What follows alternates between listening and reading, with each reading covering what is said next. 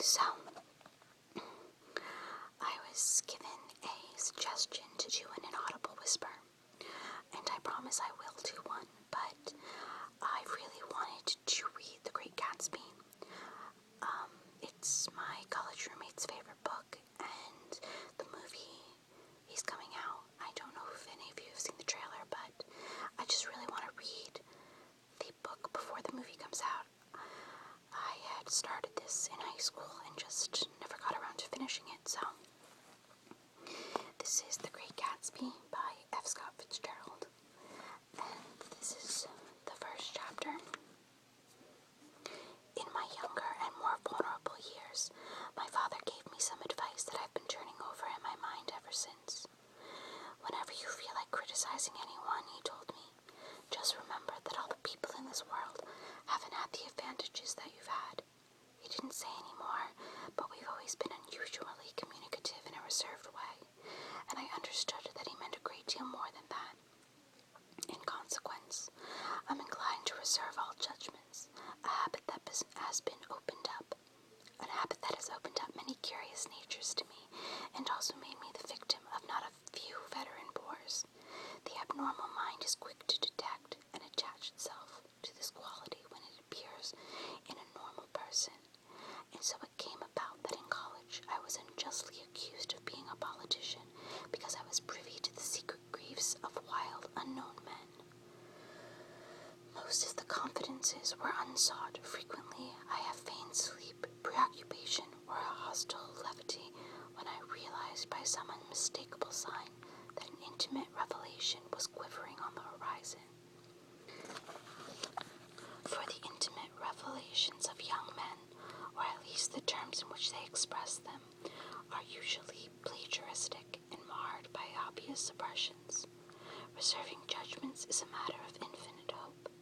I am still a little afraid of missing something if I forget that, as my father snobbishly suggested, and I snobbishly repeat, a sense of the fundamental decencies is parceled out unequally at birth. And after boasting this way of my tolerance, I came to the admission that it has a limit. Conduct may be founded on the hard rock or the wet marshes, but after a certain point, I don't care what it's founded on. When I came back from the East last autumn, I felt that I wanted the world to be in uniform and at a sort of moral attention forever. I wanted no more riotous excursions with privileged glimpses into the human heart. Only Gatsby, the man who gives his name to this book, was exempt from my reaction. Gatsby, who represented everything for which I have an unaffected scorn. If personality is an unbroken series of successful gestures, then there was something gorgeous about him, some heightened sensitivity to the promises of life, as if he were related to one of those intricate machines that register earthquakes 10,000 miles away. This responsiveness had nothing to do with that flabby impressionability which is dignified under the name of the creative temperament. It was an extraordinary gift for hope, a romantic readiness such as I have never found in any other person, and which it is not likely I shall ever find again. No, Gatsby turned out all right at the end. It is what preyed on Gatsby, what foul dust floated in the wake of his dreams that temporarily closed out my interest in the abortive sorrows and short-winded elations of men. My family had been prominent, well-to-do people in this middle western city for 3 generations. The Carraways are something of a clan, and we have a tradition that we're descended from the Dukes of I can't pronounce that, sorry. But the actual founder of my line was my grandfather's brother, who came here in 51, sent a substitute to the Civil War, and started the wholesale hardware business that my father carries on today. I never saw this great uncle, but I'm supposed to look like him, with special reference to the rather hard-boiled painting that hangs in Father's office. I graduated from New Haven in 1915, just a quarter of a century after my father, and a little later I participated in that delayed Teutonic migration known as the Great War. I enjoyed the so thoroughly that it came back restless. Instead of being the warm center of the world, the Middle West now seemed like the ragged edge of the universe. So I decided to go east and learn the bond business. Everybody I know was in the bond business, so I supposed it could support one more single man. All my aunts and uncles talked it over as if they were choosing a prep school for me, and finally said, "Why, yes," with very grave, hesitant faces. Father agreed to finance me for a year, and after various delays, I came east, permanently, I thought, in the spring of 22. The practical thing was to find rooms in the city, but it was a warm season, and I had just left a country of wide lawns and friendly trees. So when a young man at the office suggested that we take a house together in a commuting town, it sounded like a great idea. He found the house, a weather-beaten cardboard bungalow, at $80 a month, but at the last minute, the firm ordered him to Washington, and I went out to the country alone. I had a dog, at least I had him for a few days until he ran away, and an old Dodge, and a Finnish woman who made my bed and cooked breakfast and muttered Finnish wisdom to herself over the electric stove. It was lonely for a day or so, until one morning, some man, more recently arrived than I, stopped me on the road. "How do you get to West Egg Village?" he asked helplessly. I told him, and as I walked on, I was lonely no longer. I was a guide, a pathfinder, an original settler. He had casually conferred on me the freedom of the neighborhood. And so, with the sunshine and the great bursts of leaves growing on the trees, just as things grow in fast movies, I had the familiar conviction that life was beginning over again. With the summer, there was so much to read, for one thing, and so much fine elf to be pulled down out of the young, breath-giving air. I bought a dozen volumes on banking and credit and investment securities. They stood on my shelf in red and gold like new money from the mint, promising to unfold the shining secrets that only Midas and Morgan and Macinus knew. And I had the high intention of reading many other books besides. I was rather literary in college.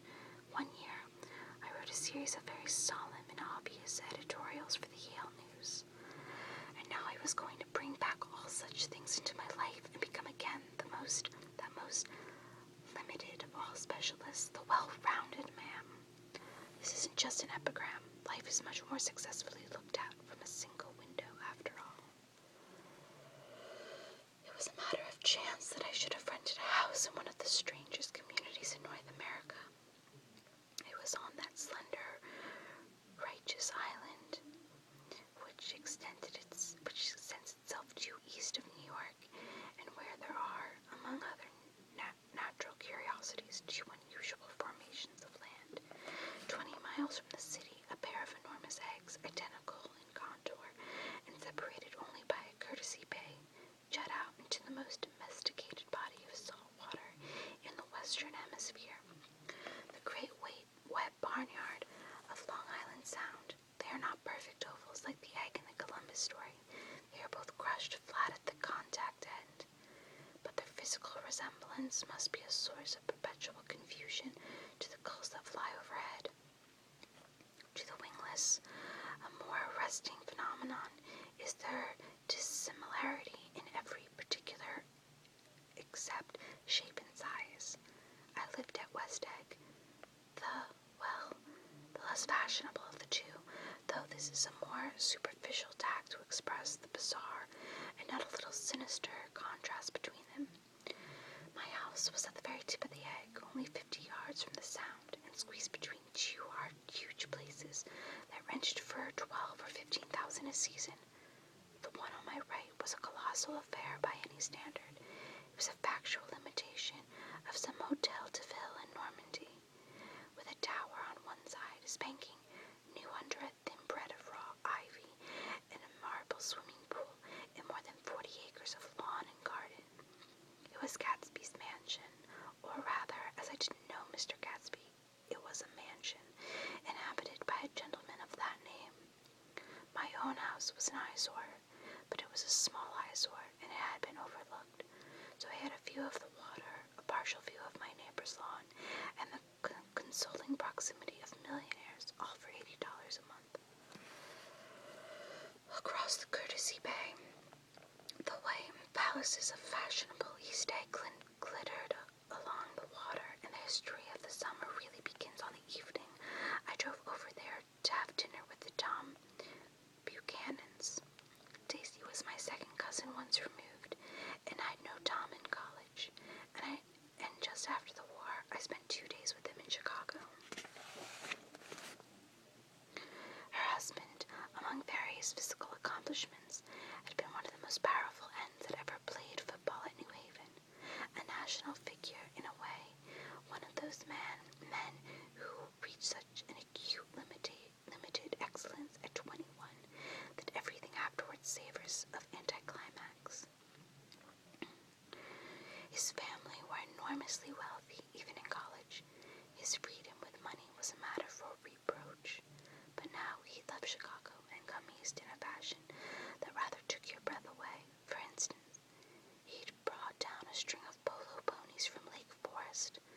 It was hard to realize that a man in my own generation was wealthy enough to do that. Why they came east, I don't know. They had spent a year in France for no particular reason, and then drifted here and there unrestfully, wherever people played polo and were rich together. This was a permanent move, said Daisy over the telephone. But I didn't believe it. I had no sight into Daisy's heart, but I felt that Tom would drift on forever, seeking a little wistfully for the dramatic turbulence of some irrecoverable football game. And so it happened that on a warm, windy evening, I drove over to East Egg to see 2 old friends whom I scarcely knew at all. Their house was even more elaborate than I expected.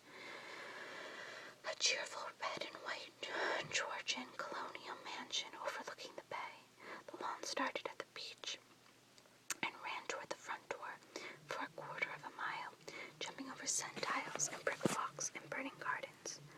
Finally, when it reached the house, drifting up the side in bright vines, as though from the momentum of its run, the front was broken by a line of French windows glowing now with reflected gold and wide open to the warm, windy afternoon, and Tom Buchanan, in riding clothes, was standing with his legs apart on the front porch. He had changed since his New Haven years. Now he was a sturdy, straw-haired man of 30, with a rather hard mouth and a supercilious manner. 2 shining, arrogant eyes had established dominance over his face and gave him the appearance of always leaning aggressively forward. Not even the effeminate swank of his riding clothes could hide the enormous power of that body. He seemed to fill those glistening boots until he strained the top lacing, and you could see a great pack of muscle shifting when his shoulder moved under his thin coat. It was a body capable of enormous leverage, a cruel body. His speaking voice, a gruff, husky tenor, added to the impression of fractiousness he conveyed. There was a touch of paternal contempt in it, even toward people he liked, and there were men in New Haven who had hated his guts. Now, don't think my opinion on these matters is final, he seemed to say, just because I'm stronger and more of a man than you are. We were in the same senior society, and while we were never intimate, I always had the impression that he approved of me and wanted me to like him with some harsh, definite wistfulness of his own. We talked for a few minutes on the sunny porch. Got a nice place here, he said, with his eyes flashing about restlessly. Turning me around by one arm, he moved a broad, flat hand along the front vista, including in its sweep a sunken Italian garden, a half-acre of deep, pungent roses, and a snub-nosed motorboat that bumped the tide offshore. It belonged to Maine, the oil man. He turned me around again politely and abruptly. We'll go inside. We walked through a high hallway into a bright rosy-colored space fragilely bound into the house by French windows at either end. The windows were ajar outside that seemed to grow a little way into the house. A breeze blew through the room, blew curtains in at one end and out the other like pale flags, twisting them up toward the frosted wedding cake of the ceiling, and then rippled over the wine-colored rug, making a shadow on it as wind does on the sea. The only completely stationary object in the room was an enormous couch on which two young women were buoyed up as though upon an anchored balloon. They were both in white, and their dresses were rippling and fluttering as if they had just been blown back in after a short flight around the house. I must have stood for a few moments, listening to the whip and snap of the curtains and the groan of a picture on the wall. Then there was a boom as Tom Buchanan shut the rear windows, and the wind died out about the room, and the curtains and the rugs and the two young women ballooned slowly to the floor. The younger of the two was a stranger to me. She was extended full length at her end of the divan, completely motionless, and with her chin raised a little, as if she were balancing something on it, which was quite likely to fall. If she saw me out of the corner of her eyes, she gave no hint of it. Indeed, I was almost surprised into murmuring an apology for having disturbed her by coming in. The other girl, Daisy, made an attempt to rise. She leaned slightly forward with a conscientious expression. Then she laughed, an absurd, charming little laugh, and I laughed too, and came forward into the room. "I'm paralyzed with happiness," she laughed again, as if she had said something very witty, and held my hand for a moment, looking up into my face, promising that there was no one in the world she so much wanted to see. That was a way she had. She hinted in a murmur that the surname of the balancing girl was Baker.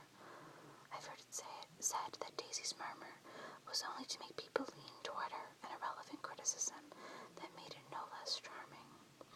At any rate, Mrs. Baker's lips fluttered. She nodded at me almost imperceptibly, and then quickly tipped her head back again. The object she was balancing had obviously tottered a little and given her something of a fright. Again, a sort of apology arose to my lips. Almost an exhibition of complete self-sufficiency draws a stunned tribute from me. I looked back at my cousin, who began to ask me questions in her low, thrilling voice. It was the kind of voice that the ear follows up and down, as if each speech is an arrangement of notes that will never be played again. Her face was sad and lovely, with bright things in it, bright eyes and a bright, passionate mouth, but there was an excitement in her voice that men who had cared for her found difficult to forget. A singing compulsion, a whispered listen, a promise that she had done gay, exciting things just a while since, and that there were gay, exciting things hovering in the next hour. I told her how I had stopped off in Chicago for a day on my way east, and how a dozen people had sent their love through me. "Do they miss me?" she cried ecstatically. "The whole town is desolate. All the cars have the left rear wheel painted black as a mourning wreath, and there's a persistent wail all night along the North Shore. How gorgeous! Let's go back, Tom, tomorrow." Then she added reverently, "You ought to see the baby. I'd like to." "She's asleep. She's 3 years old. Haven't you ever seen her?" "Never." "Well, you ought to see her. She's—" Tom Buchanan, who had been hovering restlessly about the room, stopped and rested his hand on my shoulder. "What you doing, Nick?" "I'm a bond man." "Who with?" I told him.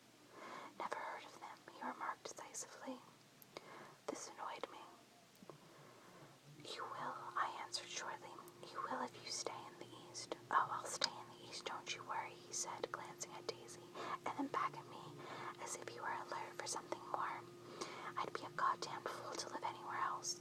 At this point, Miss Baker said, "Absolutely," with such suddenness that I started. It was the first word she had uttered since I came into the room. Evidently, it surprised her as much as it did me, for she yawned, and with a series of rapid, deft movements stood up into the room. "I'm stiff," she complained. "I've been lying on the sofa for as long as I can remember." "Don't look at me," Daisy retorted. "I've been trying to get you to New York all afternoon." "No, thanks," said Miss Baker to the 4 cocktails candles just in from the pantry. I'm absolutely in training. Her host looked at her incredulously. You are. He took down his drink as if it were a drop in the bottom of a glass. How you ever get anything done is beyond me. I looked at Miss Baker, wondering what it was she got done.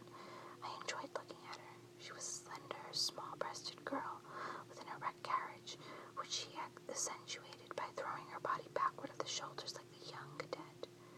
Her gray sun-strained eyes looked back at me with polite reciprocal curiosity out of a wan, charming, discontented face. It occurred to me now that I had seen her or a picture of her somewhere before. You live in West Egg, she remarked contemptuously. I know somebody there. I don't know a single. You must know Gatsby. Gatsby, demanded Daisy. What Gatsby? Before I could reply that he was my neighbor, dinner was announced, wedging his tense arm imperatively under mine. Tom Buchanan compelled me from the room as though he were moving a checker to another square. Slenderly, languidly, their hands set lightly on their hips, the two young women proceeded us out into a rosy-colored porch open toward the sunset, where 4 candles flickered on the table in the dimensioned wind. Why candles? Objected Daisy. Frowning, she snapped them out with her fingers. In 2 weeks, it'll be the longest day in the year. She looked at us all radiantly. Do you always watch for the longest day of the year and then miss it? I always watch for the longest day in the year and then miss it. We had to play on something, yawned Miss Baker, sitting down at the table as if she were getting into bed. All right, said Daisy. What'll we plan? She turned to me helplessly. What do people plan? Before I could answer, her eyes fastened with an odd expression on her little finger. Look, she complained. I heard it. We all looked. The knuckle was black and blue. You did it, Tom, she said accusingly. I know you didn't mean to, but you did do it. That's what I get for marrying a brute of a man, a great big hulking physical specimen of a... I hate that word, hulking, objected Tom crossly, even in kidding. Hulking, insisted Daisy. Sometimes she and Miss Baker talked at once, unobtrusively and with a bantering inconsequence that was never quite chatter, that was as cool as their white dresses and their impersonal eyes, in the absence of all desire. They were here, and they accepted Tom and me, making only a polite, pleasant effort to entertain or to be entertained. They knew that presently dinner would be over and casually put away.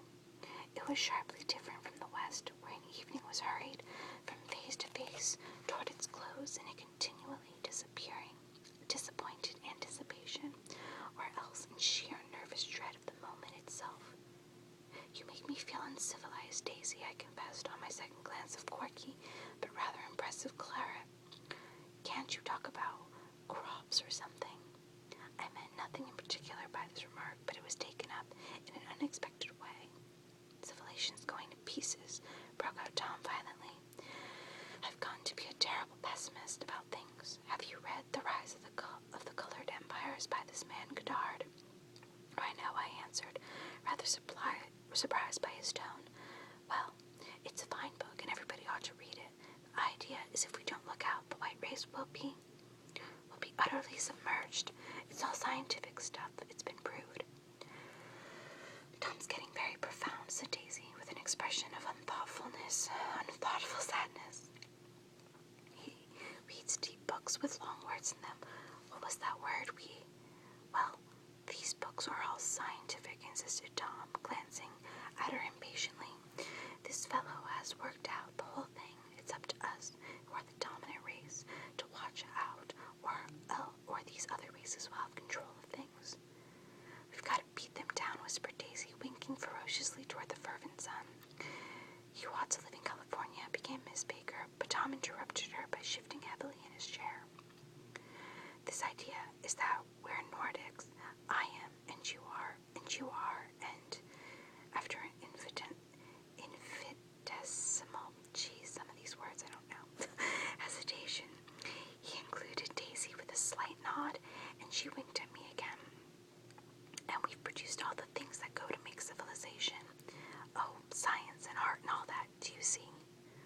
There was something pathetic in his concentration, as if his complacency, more acute than of old, was not enough to him anymore. When, almost immediately, the telephone rang inside, and the butler left the porch, Daisy seized upon the momentary interruption and leaned toward me. "I'll tell you a family secret," she whispered enthusiastically. "It's about the butler's nose. Do you want to hear about the butler's nose? That's why I came over tonight. Well, he wasn't always a butler. He used to be the silver polisher for some people in New York that had a silver service for 200 people. He had to polish it from morning till night until finally it began to affect his nose. Things went from bad to worse," suggested Miss Baker. "Yes, things went from bad to worse until finally he had to give up his position." For a moment, the last sunshine fell with romantic affection upon her glowing face. Her voice compelled me forward breathlessly as I listened. Then the glow faded, each light deserting her with lingering regret, like children leaving a pleasant street at dusk. The butler came back and murmured something close to Tom's ear, whereupon Tom frowned, pushed back his chair, and without a word went inside. As if his absence quickened something within her, Daisy leaned forward again, her voice glowing and singing. "I love to see you at my table, Nick. You remind me of a rose, an absolute rose, doesn't he?" She turned to Miss Baker for confirmation. "An absolute rose?" This was untrue. I am not even faintly like a rose. She was only extemporizing, but a stirring warmth flowed from her, as if her heart was trying to come out to you, concealed in one of those breathless, thrilling words. Then suddenly she threw her napkin on the table and excused herself and went into the house. Miss Baker and I exchanged a short glance, consciously devoid of meaning. I was about to speak when she sat up abruptly, alertly, and said, "Shh," in a warning voice. A subdued, impassioned murmur was audible in the room beyond, and Miss Baker leaned forward, unashamed, trying to hear. The murmur trembled on the verge of coherence, sank down, mounted excitedly, and then ceased altogether. "This Mr. Gatsby you spoke of is my neighbor," I said. "Don't talk. I want to hear what happens." "Is something happening?" I inquired innocently. "You mean to say you don't know?" said Miss Baker, honestly surprised. "I thought everybody knew." "I don't." "Why?" she said hesitantly. "Tom's got some woman in New York." "Got some woman?" I repeated blankly. Miss Baker nodded. "She might have the decency not to telephone him at dinner time, don't you think?"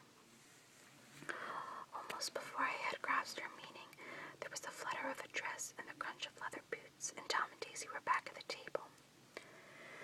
"It couldn't be helped," cried Daisy with tense gaiety. She sat down, glanced searchingly at Miss Baker and then at me, and continued. "I looked outdoors for a minute, and it's very romantic outdoors. There's a bird on the lawn that I think must be a nightingale come over on the canard, or a white star line. He's singing away." Her voice sang. "It's romantic, isn't it, Tom?" "Very romantic," he said, and then miserably to me, "If it's light enough after dinner, I want to take you down to the stables." The telephone ran inside, startlingly, and as Daisy shook her head decisively at Tom, the subject of the stables, in fact, all subjects, vanished into air. Among the broken fragments of the last 5 minutes at table, I remember the candles being lit again, pointlessly, and I was conscious of wanting to look squarely at everyone, and yet to avoid all eyes. I couldn't guess what Daisy and Tom were thinking, but I doubted even Miss Baker, who seemed to have mastered a certain hearty skepticism, was able utterly to put this Fitzgerald shrill, metallic urgency out of mind. To a certain temperament, the situation might have seemed intriguing. My own instinct was to telephone immediately for the police. The horses, needless to say, were not mentioned again. Tom and Miss Baker, with several feet of twilight between them, strolled back into the library, as if to a vigil beside a perfectly tangible body, while trying to look pleasantly interested and a little deaf. I followed Daisy around a chain of connecting verandas to the porch in front. In its deep gloom, we sat down side by side on a wicker settee. Daisy took in her hands, as if feeling its lovely shape, and her eyes moved gradually out into the velvet dusk. I saw that turbulent emotions possessed her, so I asked what I thought would be some sedative questions about her little girl. "We don't know each other very well, Nick," she said suddenly. "Even if we are cousins, you didn't come to my wedding. I wasn't back from the war." "That's true," she hesitated. "Well, I've got a very bad time, Nick, and I'm pretty cynical about everything." I've had a very bad time. Evidently, she had reason to be. I waited, but she didn't say any more, and after a moment, I returned rather feebly to the subject of her daughter. "I suppose she talks and eats and everything." "Oh, yes." She looked at me absently. "Listen, Nick, let me tell you what I said when she was born. Would you like to hear?" "Very much. It'll show you how I've come to feel about things. Well, she was less than an hour old, and Tom was God knows where.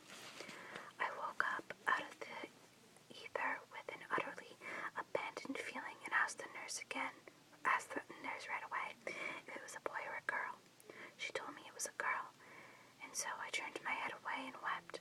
'All right,' I said, 'I'm glad it's a girl, and I hope she'll be a fool. That's the best thing a girl can be in this world, a beautiful little fool.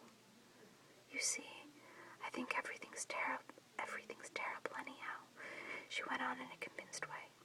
'Everybody thinks so, the most advanced people. And I know. I've been everywhere and seen everything and done everything.' Her eyes flashed around in a defiant way, rather like Tom's, and she laughed with thrilling scorn.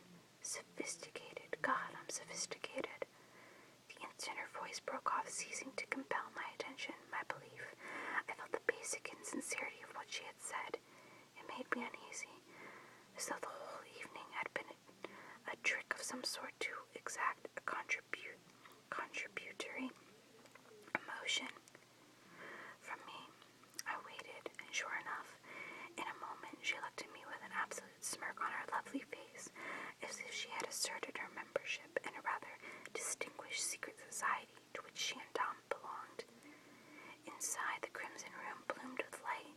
Tom and Miss Baker sat at either end of the long couch, and she read aloud to him from the Saturday Evening Post the words, murmurous and unafflicted, running together in a soothing tune.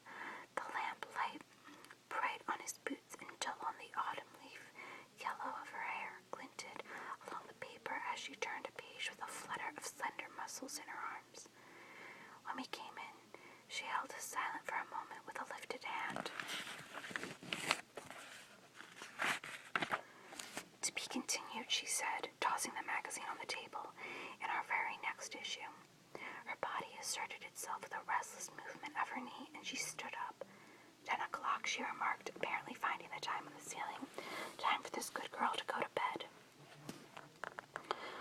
"Jordan's going to play in the tournament tomorrow," explained Daisy, "over at Westchester." "Oh, you are Jordan Baker." I knew now why her face was familiar. Its pleasing, contemptuous expression had looked out at me from many rotogravure pictures of the sporting life at Asheville and Hot Springs and Palm Beach. I had heard some story of her too, a critical and pleasant story, but what it was I had forgotten long ago. "Good night," she said softly. "Wake me at 8, won't you, if you'll get up?" "I will. Good night, Mr. Carraway. See you anon." "Of course you will," confirmed Daisy. "In fact, I think I'll arrange a marriage. Come over often, Nick, and I'll sort of, fling you together, you know, lock you up accidentally in linen closets and push you out to sea in a boat and all that sort of thing." "Good night," called Miss Baker from the stairs. "I haven't heard a word." "She's a nice girl," said Tom after a moment. They oughtn't to let her run around the country this way." "Who oughtn't to?" inquired Daisy coldly. "Her family." "Her family is one and about 1,000 years old. Besides, Nick's going to look after her, aren't you, Nick?" "She's going to spend a lot of weekends out here this summer. I think the home influence will be very good for her." Daisy and Tom looked at each other for a moment in silence. "Is she from New York?" I asked quickly. "From Louisville. Our white girlhood was passed together there. Our beautiful white." "Did you give Nick a little heart?"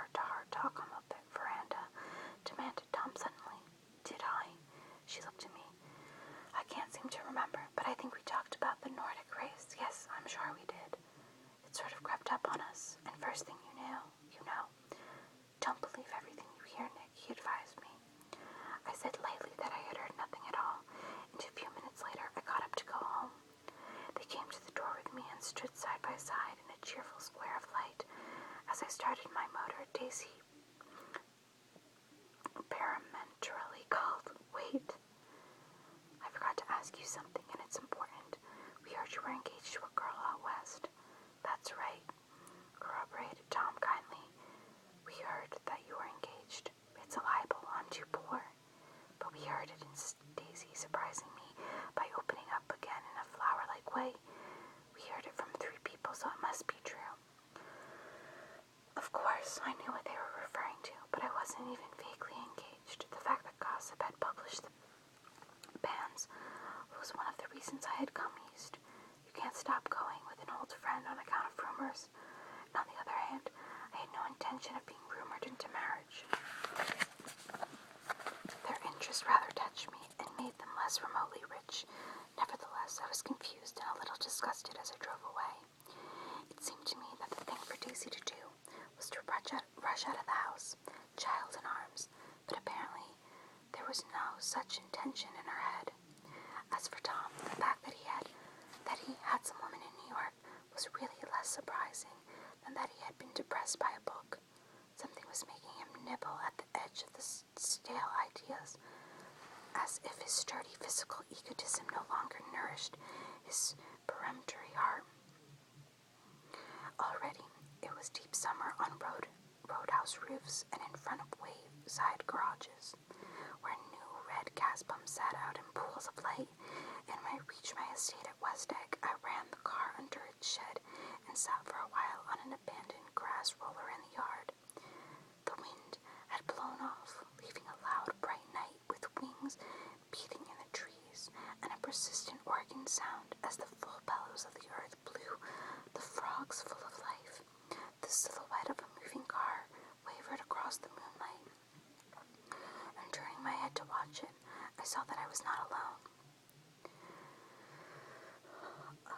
50 feet away, a figure had emerged from the shadow of my neighbor's mansion and was standing with his hands in his pockets, regarding the silver pepper of the stars.